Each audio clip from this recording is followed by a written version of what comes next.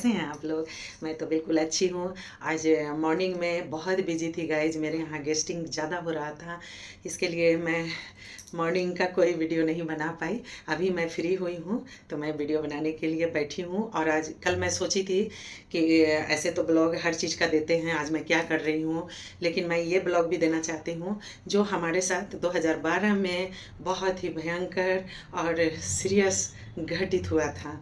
जो जो आप किरण की दुनिया को आप स्क्रीन पर देखते हैं वो तो कब का ख़त्म हो चुकी थी, लेकिन मेरी नई ज़िंदगी मिली है तो मैं इंजॉय करना चाहती हूँ, इसके लिए मैं वीडियो बना के खुश होती हूँ।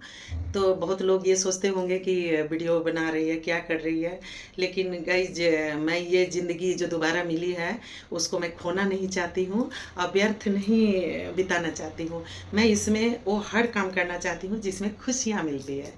तो गाइज ज़्यादा इस पर नहीं बोलूँगी, मेन पॉइंट पर आती हूँ। 2012 में जो मुझे हुआ था, वो बच्चे बहुत छोटा थे और किसी को समझ नहीं आता था कि मुझे हो क्या रहा है। मुझे मॉर्निंग में कुछ याद नहीं रहता था। बच्चा का बाल बांध रहे हैं तो बाल बांधते रह जा रहे हैं, मतलब अटपटा टाइप का एक्टिविटी मेरा चलता था। और ये चलता था, ये पीरियड था सुबह 8:30 तक। जब तक कि मैं कुछ खा न लूँ तब तक ये सब चलता था। तो ये सब कहानी कुछ समझ ही नहीं आता था कि ऐसा क्यों हो रहा है। अब मैं किसी से शेयर नहीं कर पाती थी, मुझे ऐसे लगता था कि मैं पागल तो नहीं हो रही हूँ, लेकिन भगवान कुछ और कर रहे थे। तो ऐसे ऐसे मेरा 1 महीना से चल रहा था। हस्बैंड मेरे चीनी मिलाकर शरबत बनाकर नींबू डालकर पिला देते तो मैं फिट हो जाती थी। मेरे हस्बैंड को भी समझ नहीं आया, बहुत ऐसे मतलब गलतियां भी मैं कर देती। सब्जी बना रही हूँ तो सब्जी जल रहा है, मुझे कोई सेंस नहीं है कि सब्जी में धुआं उठ रहा है। ऐसे ऐसे बीतते गया, लेकिन मैं नर्वस हो रही थी कि मैं तो पागल हो रही हूँ, मुझे कुछ हो गया है। मेरे हस्बैंड घर पे नहीं थे, कहीं गए थे, बेंगलोर से बाहर गए थे। और उस दिन मैं रात में कोमा में चली गई, एक बार एक कोमा में चले गए। मेरे बच्चे सिर्फ थे और एक काम करने के लिए लड़की रहती थी, वो थी। उसके बाद सबने एडमिट किया रात में, पड़ोसी सब मिलकर। तो वहाँ पता चला कि इसका शुगर जो है वो 20 हो गया है। 20, जो 20 में डेड हो जाता है लोग, तो 20 हो गया है। जब मेरे को सलाइन चढ़ता था तो मैं ठीक हो जाती थी। ऐसे ऐसे कार्यक्रम चलते रहा। 2 बार मैं कोमा में गई, एक बार तो भयंकर गई, जो होश में ही नहीं आ रही थी। फिर मेरा जो जो एयरफोर्स का ये मेन हॉस्पिटल है, CH, वहाँ मुझे एडमिट किया गया।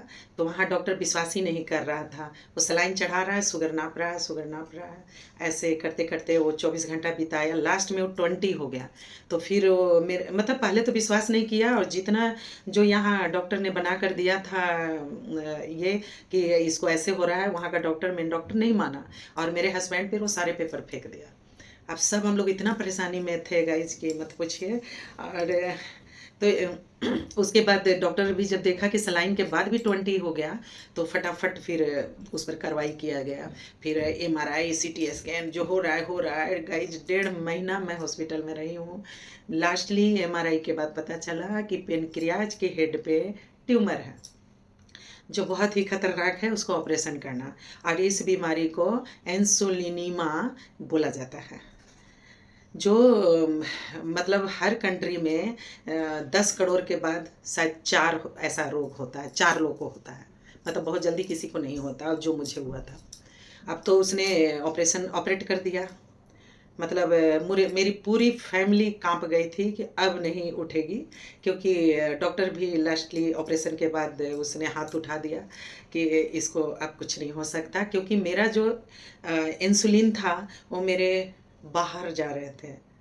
जो पाइप लगा हुआ था वो एक पॉलीथीन में बाहर जमा होते थे, और वो 250-300 ग्राम से कम हो ही नहीं रहा था।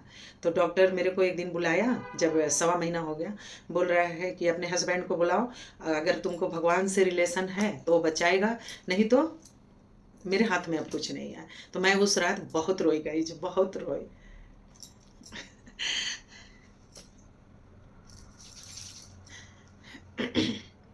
फिर एक किडनी का ऑपरेशन हुआ था। तो लेडीज आई और मुझे हक करके बोली, नहीं तुम अपने बच्चों के पास जाओगी और अपना तुम्हारा बच्चा अनाथ नहीं होगा।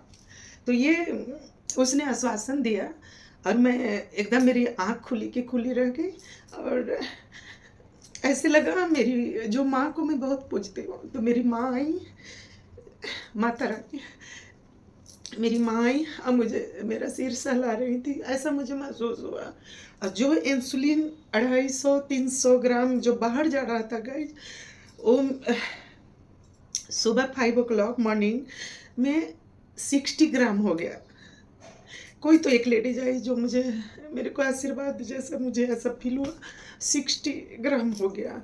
अब मैं जो खुश हुई कि रात में डॉक्टर बोला ऐसे, अभी मेरा 60 ग्राम हो गया, तो मुझे विश्वास हो गया मेरी माँ आई थी और उसने मेरे प्रेयर सुन लिया। उसके बाद गाइस मैं डॉक्टर दौड़ा दौड़ा आया, क्योंकि सारे डॉक्टर को मेरे पर नज़र थे, क्योंकि ये बीमारी इस इंडिया के लिए फर्स्ट था, किसी को नहीं हुआ था, मेरा अकेला हुआ था इतने साल में। कितने साल में तो डॉक्टर बताया। मेरा वीडियो भी बनाया था गाइस, लेकिन मुझे दिया नहीं, वो वीडियो बनाया था, वो वीडियो भी बना के सारा रखा है। उसके बाद वो डॉक्टर बोला कि इसको घर लेकर जाइए। गाइस जब विश्वास नहीं करोगे, मुझे लगा जो मैं उठ कर वॉशरूम नहीं जा पाती थी, मैं इतनी खुश हुई बच्चों से मिलने के लिए कि वो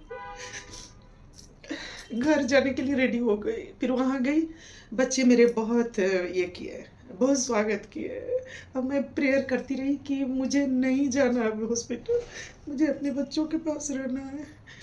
तो हमारे कैंप में जागरण हो रहा था गाइज, मैं इसीलिए माता रानी का हमेशा हाथ पकड़ी रहती हूँ। वही मेरा डॉक्टर है, वही मेरी माँ है, वही मेरा सब रिश्ता, क्योंकि असंभव से संभव कर दिया माँ ने।